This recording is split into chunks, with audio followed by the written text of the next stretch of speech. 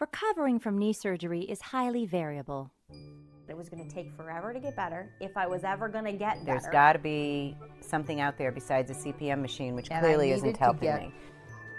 Active and aggressive with this thing, or I was going to need I'm a guy that's not looking to relieve the pain. I'm a guy that's looking to get back in the game. That downtime was not what I wanted. We've spent the last 7 years perfecting the recovery system that takes variability out of knee rehab, so you can quickly get back to your life. Welcome to The Bee's Knees, a podcast full of articles, interviews, clinical studies, and advice about knee surgery, physical therapy, and life after knee surgery.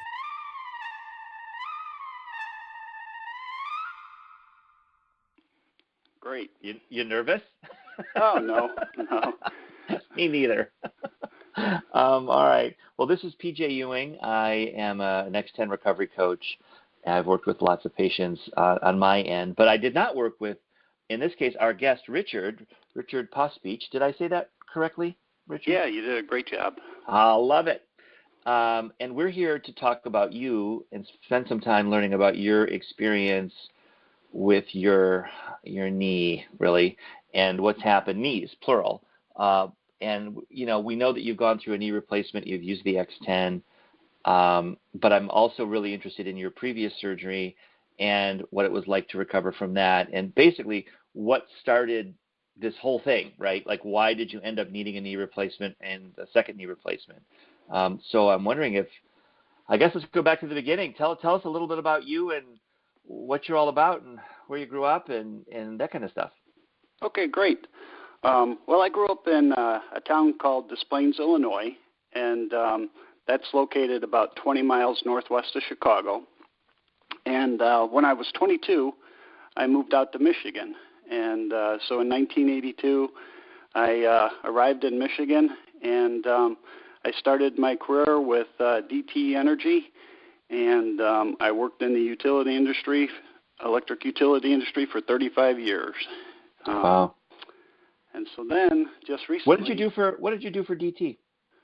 So the first half of my career with DT Energy, I worked in nuclear power, and I was a chemistry lab manager. And the second half of my career, I moved down to corporate, and I was a project manager for electric rate cases. Wow, really interesting. So it was a nice 35-year career. Yeah. And in 2017, then I retired. And so now I'm enjoying my hobbies, and my hobbies include cycling, hiking, fishing, kayaking, and golf. So that's a pretty good range of activities that keep me busy, and I tell you, I'm loving retirement life. It sounds like it. It sounds like you're really, are you pretty balanced by season throughout those activities, or is there and I know cycling's really big for you. Is that your favorite of those activities? It sure is. But I also get into. I try to embrace the winters here in Michigan. Mm-hmm. So I didn't have this on my list of activities, but I do like snowshoeing as well, and so that's a lot of fun. Do you have to go north in Michigan to get snowshoeing in? I'm really lucky where I'm situated here in Northville. I'm about 2 miles from a state park, and they have beautiful trails, and it's just a lot of fun just getting lost out in the wilderness and tracking through the snow and seeing all the wildlife. The complete opposite of where I live in Lower Manhattan. We don't get a lot of snowshoeing here in New York City. All right. Well, that's interesting. How old are you, Richard? So I'm 58 years old, and kind of starting my philosophy is I can attack retirement at a young age and do a lot of get all the rigorous activities out of the way before I start going on cruises and sitting on a ship where, you just look for your next meal and get off and walk around a bit. So, so far it's working for me. What a luxury! What a luxury you have to retired early, and actually have lots of pursuits. Because I think a lot of people hit retirement and then like, okay, what do I do? And they go back to work or something like that. And you've got so many neat things. I got one more question about your pursuits, and then we'll get on to maybe some talk about knees. The fishing. What kind of fishing do you do? So I'm just a hack fisherman. I have a tackle box, and I'll go out to a lake and basically largemouth bass, smallmouth bass, and but it's just fun being out there, and I really just enjoy the peacefulness of it. But I'm nothing like trying to catch my limit each time and fill the freezer. More just for enjoyment and getting out and enjoying the fresh air. That's really interesting. You haven't tried fly fishing, have you? You know what? I went to Colorado, and I did try that. Boy, it's an art. And I unfortunately only had like an hour on this excursion. And by the time the class ended, I was finally getting the hang of it. So, yeah, it was fun. I just think, you're a young guy, you like fishing, you're super outdoorsy. I've done a lot of fly fishing myself out in Montana and Colorado, and they do it by boat oftentimes, although with your new knees, you could wade like the best of them. But if you get a float trip, you can cover, 12 to 14 miles of a river with a guide doing the steering, and you're at the front or the back of a boat, and you end up with a nice look of at a lot of water, and you end up catching a lot of catch and release, but you end up catching a lot of fish. It's a lot of fun. It's a neat. It's kind of, I don't know if it's how long they've been doing it, but it's a great way to try fly fishing. Boy, that sounds beautiful. Yeah, it's fun, and you do right out of West Yellowstone or whatever. There's a lot of spots, but it's a great way to kind of get into it without and you got help. You got someone to give you some guidance as you go, kind of thing. So, well, let's go back then to your youth, because I think the knee issues started pretty early with you back in high school from our earlier conversation. Tell us about when the knee started to play a role in your life. Okay, so I was in high school, like you said, and I was a football player. And I had a catastrophic knee injury when I was 16. And I ended up tearing my ACL, MCL, and the cartilage in my left knee. So I had surgery, and I continued to play sports after my knee surgery. And, oh my goodness, did I pay the price for that? When you're playing sports with no cartilage, you basically have bone on bone. So, as expected, I saw a lot of doctors from the age 20 to 35, and one of the doctors told me when I was 24 that I had the knee of a 90-year-old. And so that's when I got a wake-up call, and I said, okay, maybe I better stop playing basketball, all that grind, and I said I better stop running. I like to run a lot. So I got into cycling, and cycling was a great tool that I used to strengthen the muscles surrounding my knee joint. And the cycling seemed to work well until age 51. And it was then that I realized the next step to maintaining my quality of life was to schedule my first TKR surgery. So I did that in 2011. And that was on the left knee? That was on my left knee, that's correct. Mm-hmm. Okay. And as expected, the surgery was complicated. And it basically took 10 weeks of physical therapy to regain my range of motion and my strength. So with that said, I come out of that surgery in 2011, and I was bow-legged going in. So when they put the knee replacement in, the doctor was kind enough, and he straightened out my left knee. But unfortunately, I'm walking around doing activities, and I had one bow leg. Right. So my second TKR on my right knee I had that done in 2018, and the main cause of the degeneration in my right knee was due to having one bow leg. So that was the cause, sort of accelerating the problems with the right knee, was the first surgery. Wow. That's correct. Yep. That was unanticipated before the surgery? Well, what's funny is, when I went for follow-up visits with the doctor, he's like, well, we definitely can tell that we straightened out your leg because now you can see you're walking straight on one side and bow-legged on the other. And, right. It didn't dawn on me at the time that, hey, maybe I ought to do these surgeries back-to-back. Right. But given all the trips to the chiropractor and whatnot for the 7 years after 2011, I said to myself, man, I probably should have gone in 2012 and got the other knee done. So many things I want to ask about, but I want to go back to, it was in your early 20s, you were told you had the knees of a 90-year-old, and you got all the way 30 years later to 2011, and you were able to survive that because you were so active with strengthening of your knees. That is that's an amazing story right there. We talk a lot at X10 with our patients that have a surgery upcoming about strengthening before surgery. And I have met other gentlemen who are also outdoorsmen in Michigan who put off surgery for, let's call it 10, 12 years through an aggressive strengthening regimen that they just kept working on their quads, hamstrings, calves. That's how they got 10 more years of their natural knee before they needed a knee replacement. But you did it for 30. And that's amazing. Yeah, and I think a big driver was that, they did not want to do total knee replacements when you were under the age of 50. Sure. Simply because, they want to do one and done, and they couldn't really tell you that the knee would last that long.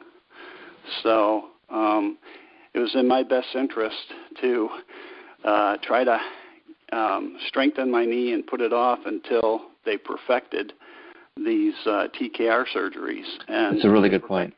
Yeah. So by the time I did it in 2011, they were pretty confident that it was one and done. But they go ahead. Sorry, go ahead. Yeah, but I was going to say, when I went for my second TKR, they basically guaranteed it for sure is one and done. Yeah, it's evolved tremendously since you first had your knee problems, and I don't think they know 100%. Although I believe them that those knees will not need to be revised or replaced again.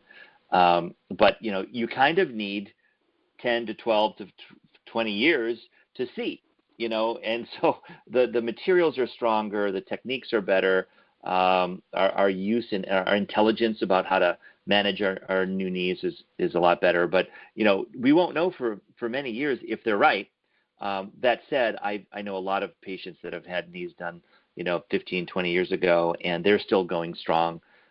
There's one thing that sometimes they need to do, which is replace the plastic insert, the meniscus plastic, if you will. That can degrade over time, but that can be replaced, basically. It's invasive, but you can, if you're going to work really hard and bike like crazy, and you're going to be out and about, and you're going to wear that down over the next 10 years, they'll be able to pop that out and put a new one in, and it's not quite as catastrophic as it might have been beforehand. So you're able to do, what kind of strengthening did you do though during those 30 years? Was it a consistent regimen, or what did you do to strengthen, I guess, is my question. Well, most of it was just biking. And the interesting thing is, when I got off my bike after, let's just say, a 1 hour ride, sure, I felt like I had a knee transplant. It was just incredible how strong my legs felt. And what's interesting is, how muscle men get on TV and they make a muscle and you can see their muscles bulging. Sure. My legs became like cables, just really, really strong. And that's basically the main thing that I did, just biking. Wow. And was it, multiple times throughout each week, basically, for 30 years? So, I have kids, and my daughter was a basketball player, so you're always running to take your kid to an event. And I ended up buying an indoor exercise bike, and I would use it 5 days a week. And then on the weekends, I would go ride and cycle outdoors. But it was something that it was kind of like putting on socks. I knew I had to do it every day, and if I did, like I said, I felt like I had a brand new knee. And I remember playing ball. I had like double headers.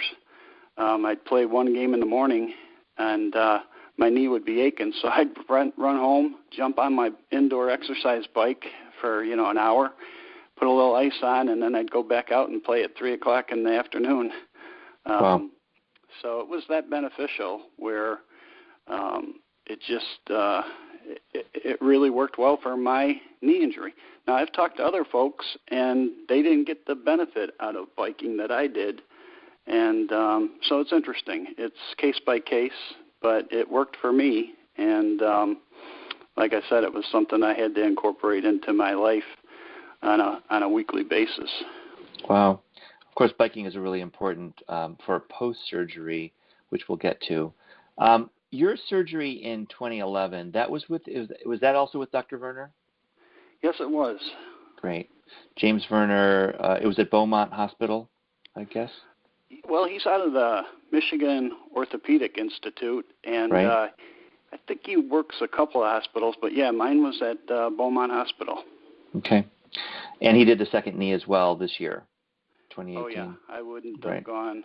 He did such a great job on my first surgery that there was no question that if he was still practicing, I was going to go through Dr. Werner. And I'm fortunate that he's still doing knee replacements, and he did my right knee as well. Well, I've met Dr. Werner before, so I know how great he is. And he really is one of those all-time great surgeons and quite notable in Michigan. But how'd you find him, and what is your opinion of his work and his reputation? Well, since I knew that I did a lot of damage to my knee, being told that I had the knee of a 90-year-old, I knew it was going to be critical for me to find the best surgeon possible here in Michigan. So I did a lot of searching on the internet and read a lot of reviews. And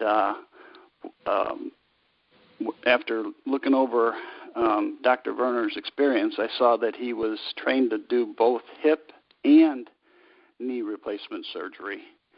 And when I read reviews, all of his patients gave him praise. And then another key to a good doctor is when you go to see him and schedule a knee replacement, they don't do it the next day. You're on a waiting list. And he was in high demand, and basically you had to wait 2 to 3 months.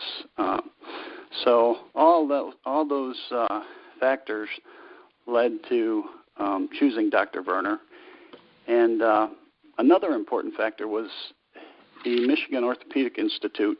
They do a lot of surgeries on athletes for the Detroit Red Wings, Detroit Lions, and I'm like, okay, this is the type of surgeon that I'm looking for. And so that's why I chose Dr. Werner. You've made a great choice, and apparently you did a lot of homework on that too. Let's get to your most recent surgery, the right knee this summer. What was the surgery date? So my surgery was October 5th, okay. And so we're going to hit the 5-week mark coming up this Friday. Right. Amazing, right? Time flies. Oh, it sure does.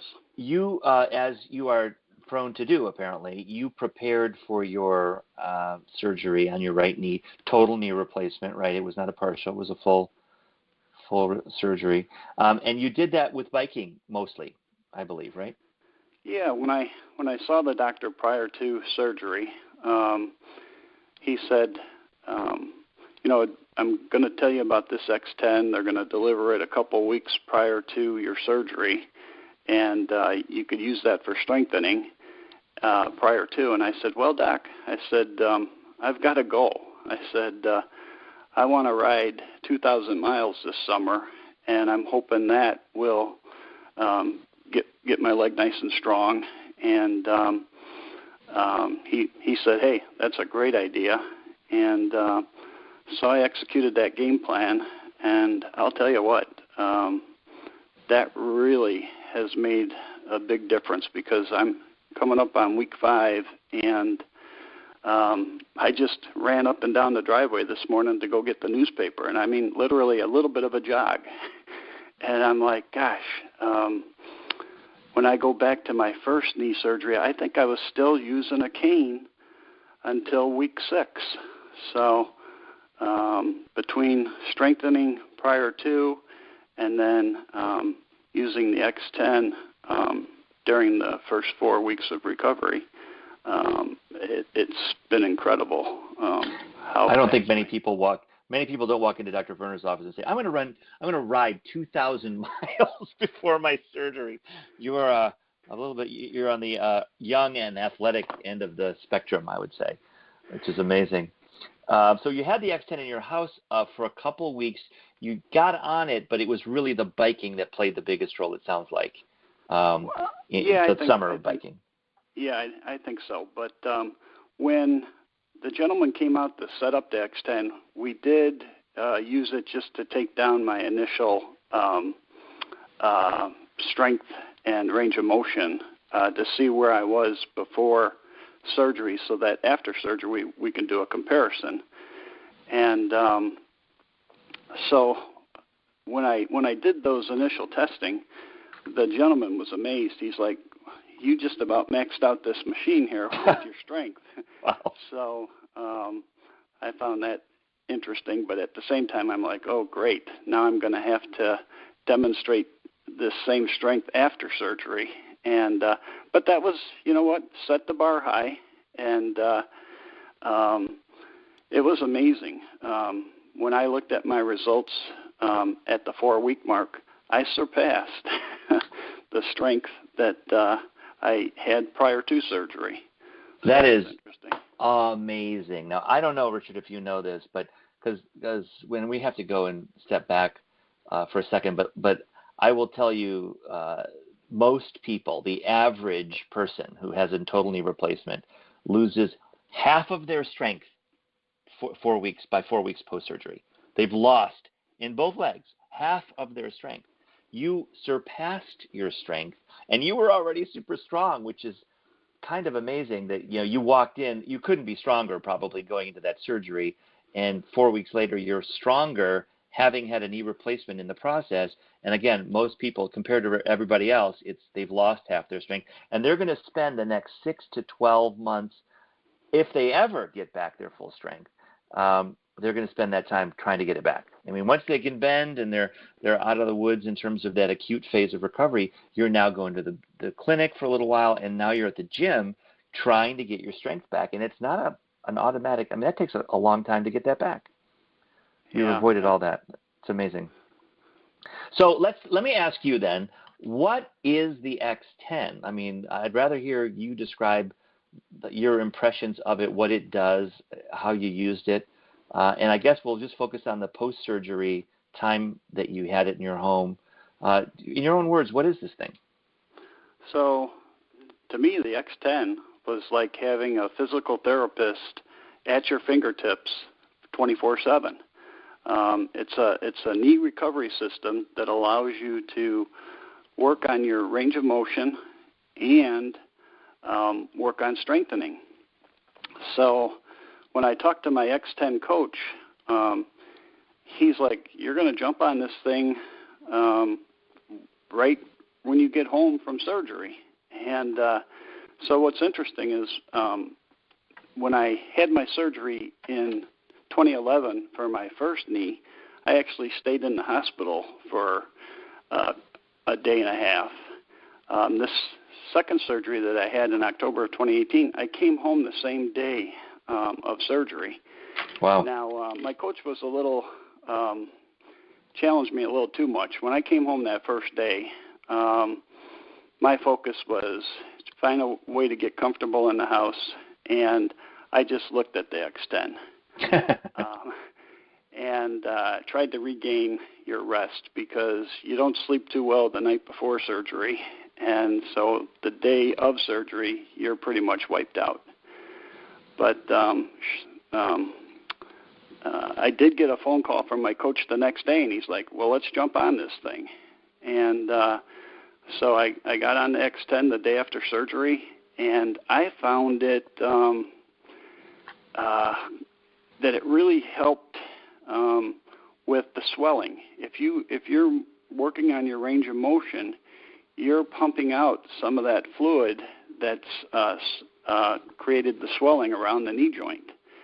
And so the first time I'm on it, I'm like, wow, this feels good, and it gives your brain confidence that, hey, this knee joint is working, and things are going to be all right. So, the X10 was basically like having a physical therapist at my fingertips, and with the coaching, it gave you a constant reminder that, hey, this isn't a once-a-day thing. This is something where I had to get on it 3 times a day. And once you got into the groove, you realize that if you're just going to look at it, you're never going to get that swelling to go down. But if you jump on it and work on that range of motion, between that and icing after your workouts, your road to recovery is expedited. So I know there are people listening to this saying, yeah, but what is it? What does it do? Yeah. Is it bending your knee? Is it strengthen? How does it strengthen you? How do you work it? Can you describe a little bit about how you actually interface with the device and what it's physically doing to your knee? Sure. So when I say range of motion, you jump on this X10 and you put your foot into a foot brace or something. You know, your foot fits right into the machine, and the machine will take your leg and bring it straight up until you want to achieve 0 degrees with your extension. And your first day after surgery, you set it to 10 degrees, because there's no way you're gonna, with all the swelling in there, achieve 0. And then after it goes up, it'll hold it at that 10-degree mark for 10 seconds, and then it'll go down, and you'll work on your flexion. And again, the first day after surgery, you set that to about 65 degrees. So basically, you're sitting on this chair, and your knee's going up and down, and that movement up and down acts like a pump as far as the swelling that's in your knee or in your leg, and it gets it circulating. So that's one aspect of this X10. And then the second aspect of it is, after you worked on your range of motion for a couple of weeks, then you get into some of the strengthening exercises that you can do with this machine. And the strengthening ranges from doing a pump test to working on what they call eccentric and is it concentric? Sure, yeah. Applications. And it's all driven by software. So, you push a few buttons and very easy to operate. But I don't know, I guess the best way I would explain it is when I went to physical therapy, I had a physical therapist manipulate my knee for me. Well, the X10 takes the place of the physical therapist, and it goes through and works on your range of motion rather than a physical therapist actually taking your leg and moving it for you. So it's hard to put in words, but that's the way I would describe it. Sure. Can you add to that? Well, you did a great job, and at its most basic level, it's a bending machine and a strengthening machine, and Yeah. You described it beautifully. There is one thing that it's doing while it's moving your leg passively, and then later you're using it actively to build strength, recapture strength. and that is it's moderating the bending, meaning it's looking for your pain levels and keeping you out of pain, and that's through this measurement of the force that you're exerting on the machine. So it's essentially feeling your leg and saying, yeah, you're not ready to go any further on extension for a while or flexion. Let's hang out right here for a while. And then as it starts to feel you relax and you're more pliable and you're more bendable at 65 degrees, the machine indicates, hey, okay, well, Richard, you're doing great. Let's go to 66 degrees. And that right there, that advice to say, let's go a little bit further, and then you agreeing with the X10 and pushing the blue arrow and saying, okay, let's go to 66, that is sort of the art of the machine, and it puts the control into your hands so that in the end you're making those decisions. Does that sound like your experience? Yeah, that you captured it. The control is in the patient's hands, and you do have these safety nets. You will not go past, whatever the parameters you set for yourself. And what's interesting, on the first week, you can see as the machine is working on your range of motion, you'll get resistance from the swelling that you have in your knee. You'll get high pressure, and that high pressure signals the machine that, hey, if I hit 4 pounds of pressure, stop. And as you break through and get to week 3 and week 4, you'll see that you're able to tolerate higher pressures because you're breaking up that scar tissue. And again, like you said, it signals to itself that, hey, don't go any further because we're already at a high pressure, and we're going to have to work here for a while, for the next couple of days, so that we could take the next step. So yeah, it was just a wonderful experience having that in your house, and being able to do it at your convenience rather than having to jump in a car and go out to a physical therapy place. And what's interesting is when I say jump in a car, most patients can't jump in a car during the first 4 weeks because they're on pain meds. So you have to find a driver. And with this machine in your house, you don't have to worry about that. So that's interesting. That was probably the thing I liked most about it. Tell me this. On the pain med side, you were taking opioids during this time frame? Yeah, and what I realized is it's a pretty low dose of opioids. I think only like 5 milligrams. And that seemed to get me through. There might have been a couple nights where I had to take a couple pills, but for the most part, as I went on to weeks 2 and 3, or maybe 3 and 4, I went down to just taking it prior to bed, and maybe if I woke up at night I would take one, but didn't need them during the day. And so what I recall when I compare this last surgery to my first surgery, I was taking pain pills all the way up until week 10 around the clock. So I think the X10 helped on getting things moving quicker and breaking up scar tissue to the point where you didn't need as much medication. So it's 5 weeks right now for you post-surgery. Are you still using them at all? Yeah, what's interesting is I'm having, since I'm getting more, doing more things, I'm starting to ride a exercise bike in my basement, and I'm starting to do some weights and whatnot. I find that at nighttime in bed that I'm experiencing a little more pain. Gotcha. So it's lingering. And what kind of pain is that? How would you describe that? Just an ache, or is it a sharp pain? It's more of a achiness, and sometimes the achiness is associated with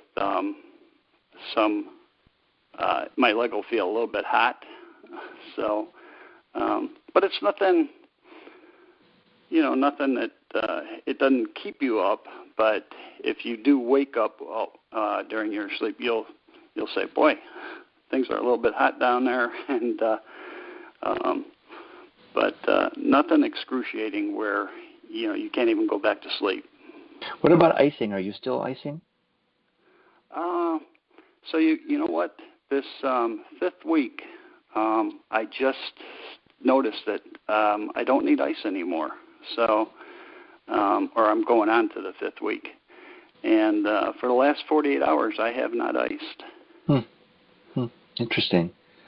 Wow, and you're back to the station. I bet a bunch of people would like to know, what is the brand and what model, what stationary bike do you use? Oh, so I have I got this bike in 1984. It's a life cycle.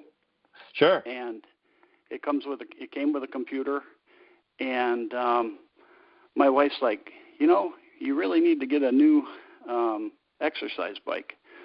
But this thing hasn't died, and since I use it so frequently, I don't have to put a battery in it. It has its own little generator, and the most durable piece of exercise equipment that I ever owned. I can't make it die, and my wife's kind of upset, and I think eventually I'm going to graduate to something similar to those Pelotons, but at this point in time, the bike is fantastic, and it gives you the option to choose a hill program or a random program, and it's been my best friend since I was 22 years old.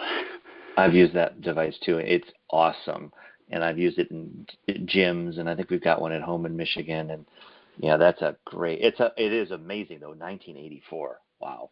Yeah. That's a great product. Okay, so let's go on from that, and let's talk about, your X10 is gone, right? It's out of the house at this point, I believe. That's correct. I did want to ask, do you remember the guys? Who's your coach and who delivered the machine? Do you know who those people were? Yeah, a gentleman by the name of Marty set up the machine. Is that his name? Is it Marty? Yeah, you're right. Okay. Marty Davis. And very knowledgeable. And, we went through, set it up, and did a couple, went through doing range of motion, went through some of the strength tests, and took down my initial data. And he was fantastic, but he said, listen, Rick, I've got a lot more of these to set up. We're going to follow up this visit with a coach, and your coach will even give you more information about the X10 device. So sure enough, Coach called me the same day, and we talked about the X10, and by the time Marty left and talking with my coach, things were, the machine's easy to operate. I felt like I was ready to go to the next step and use it after my post-op surgery with without having to call anybody. So it's easy to operate and very user friendly. Who was your coach? My coach was John McKay. Right. Good man. Yeah. And how often did you need your coach? How often did you guys interact? So we would touch base once or twice a week, going over my data. And at one point during my healing process, I was concerned about a little bit of pain that I was experiencing. And so I gave John a call, and he was there to give me guidance. And, for the most part, it's just like, hey, Rick, recall back to your last surgery. This pain's going to be here for, 1 to 2 months, and it's because you're breaking up that scar tissue.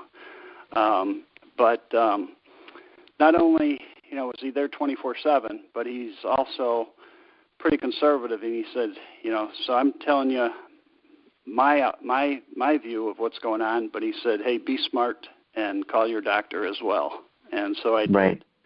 And the doctor said basically everything that John said. But really, Yeah. Yeah, everybody was on the same page, so that was good. That's great. And you didn't have any home care during this time frame? So I did, and what's interesting about the home care is I had someone come in for the first 2 weeks to the house, and it was a lot of basic work on range of motion. But what I noticed was when we did this old school range of motion technique by placing your foot on the floor and sliding it back under a chair, that I had a real big headache in my knee after he left. And so I called John, and I said, John, this X10 works on your range of motion, and it only gives you it's not going to push you to the point of where your knee is throbbing, because it has those defaults to stop when it reaches a certain pressure. But when you're with a physical therapist, he's like, all right, push it back. All right, now hold it. And I said, John, I think I'm going to tell him that we're going to skip that because it set me back more than it moved me forward. And so I actually, the next time the therapist came in and he wanted to do that, I said, the X10 does a real nice job, and I don't think there's any need for us to use that old school method. Wow.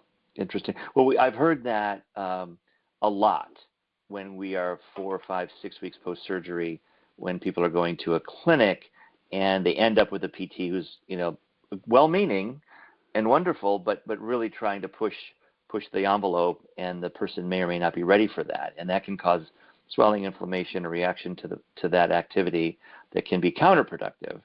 And it's interesting that even during those first 2 weeks, there was a little bit of that for you. Sounds like you managed that pretty well, though. Yeah. What about now, though? You're 5 weeks. You're approaching into your 5th week coming up, and are you going to a clinic? What's the plan now? Well, since I have a background with going for PT with the first knee replacement that I had, I'm really familiar with what happens when you go into these outside physical therapy centers. And the first thing they would do to me is sit me on an exercise bike and have me ride for 15 minutes. Well, I'm a gym rat, and I have, like I said, I have an exercise bike down in my basement, which I call my gym. I also have an elliptical, and then I have a universal that allows me to do leg lifts and whatnot. So at this point in time, I'm getting such good feedback from riding my exercise bike. And then the second thing I'm incorporating into my workout so far at home is I'll walk up and down stairs for like 5 or 10 minutes. And as I'm walking up and down the stairs, I'll accentuate working on my flexion as I'm stepping down the stair. And so at this point in time, I'm like, do I really want to drive 30 minutes and do the same things that I have here in my house? And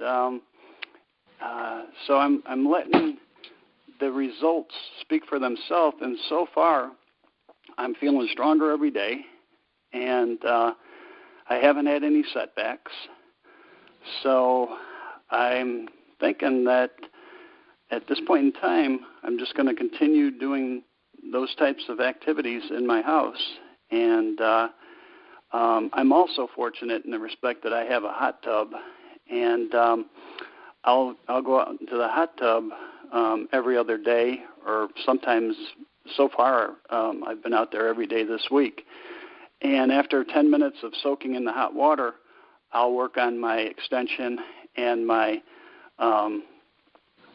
flexion in the hot tub. And that seems to work well. And that's another thing that I used to do at therapy.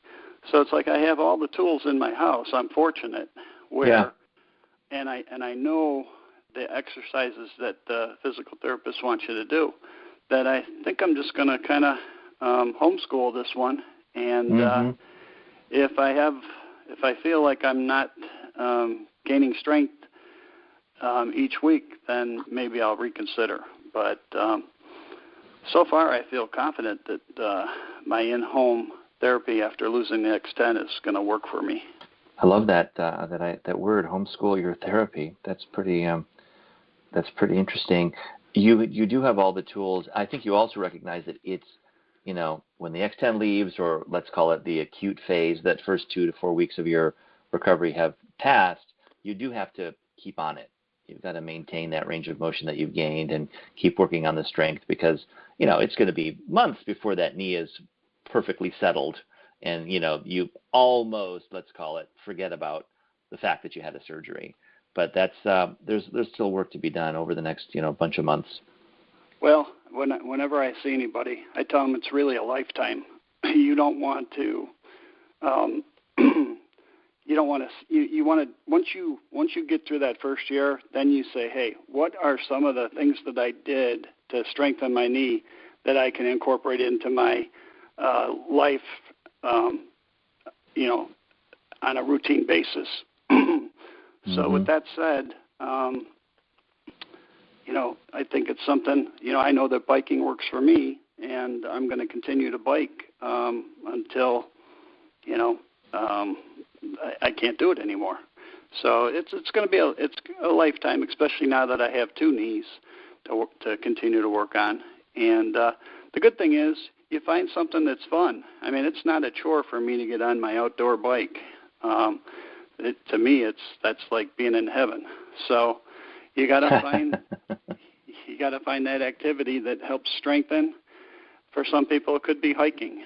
For some people, it could be walking, or it could be a combination of all 3. But it's going to be a lifetime thing if you really want this thing to work well. And you've heard it before. If you don't use it, you lose it. So work that joint, and try to have fun while you're working that joint so that it doesn't seem like a chore.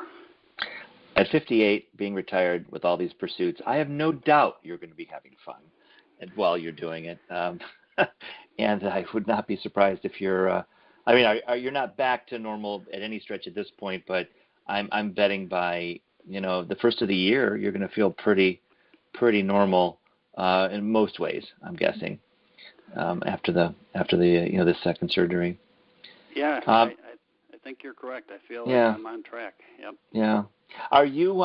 Is there anything else that you can think of right now that you would be, paying it forward, passing on advice to people that are going to have a knee replacement?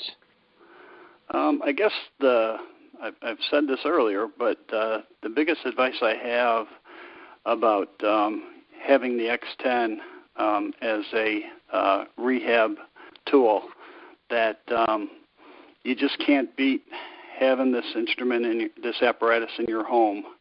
And it's a constant reminder that, hey, the most important thing I can do for myself is not look at this machine, but to use it and use the coaching as well. And my experience is that you're supposed to use it 2 to 3 times a day. I remember maybe the first week getting up with a little bit of pain at night. And you know what? I just sat on there, and instead of doing a 35-minute routine, I did a 10-minute routine just to work it up and down, up and down. And the way I thought of that range of motion was like an oil pump, lubricating that joint. And really, that is what it's doing, and it's breaking up that scar tissue. And I'd get done 10 minutes, and I'd jump back into bed, and my knee would say thank you. I just needed a little something other than, laying still. So having the X10 in the house just made you focus on, hey, this is a tool that's going to help me get better. It couldn't be any more convenient being right in front of you. Right. And not having to travel to an outside physical therapist and make travel arrangements. This was just a great experience for me. Really love to hear that. I've heard that before, that people have used it for little stretches late at night before they go to sleep, and thereby minimizing the time between sessions, because you've got a sort of a schedule during the day, morning, noon, and night, and then you're up later and you're going to be sleeping for 8 hours, and that stretch between sessions can be a long one, and things can stiffen up and tighten up and all that stuff. So you, in the middle of the night, it sounds like we're kind of interrupting that stiffening cycle and getting yourself limber again before the morning session. It's interesting.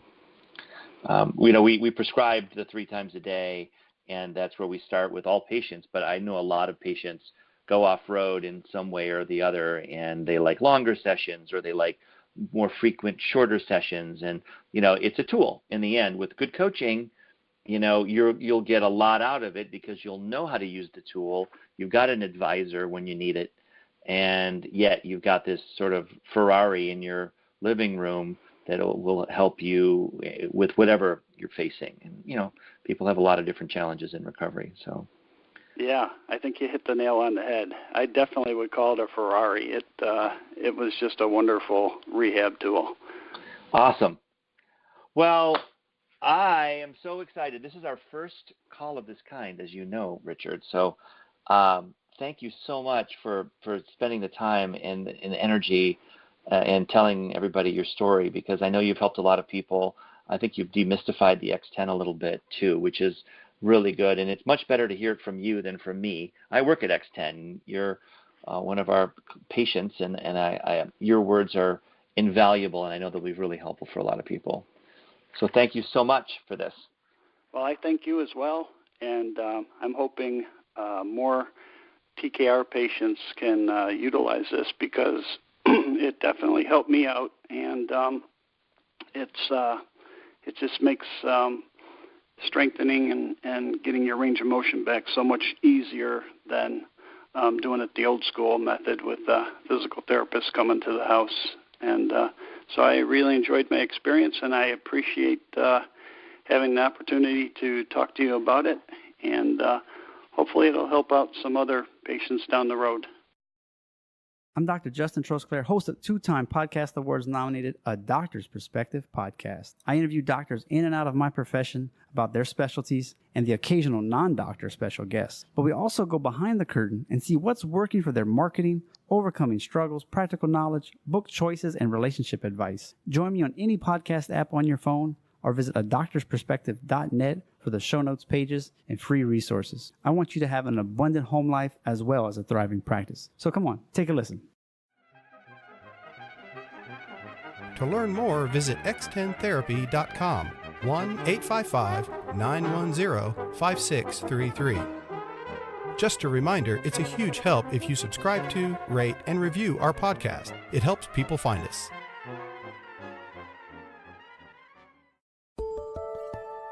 X10, back to full strength.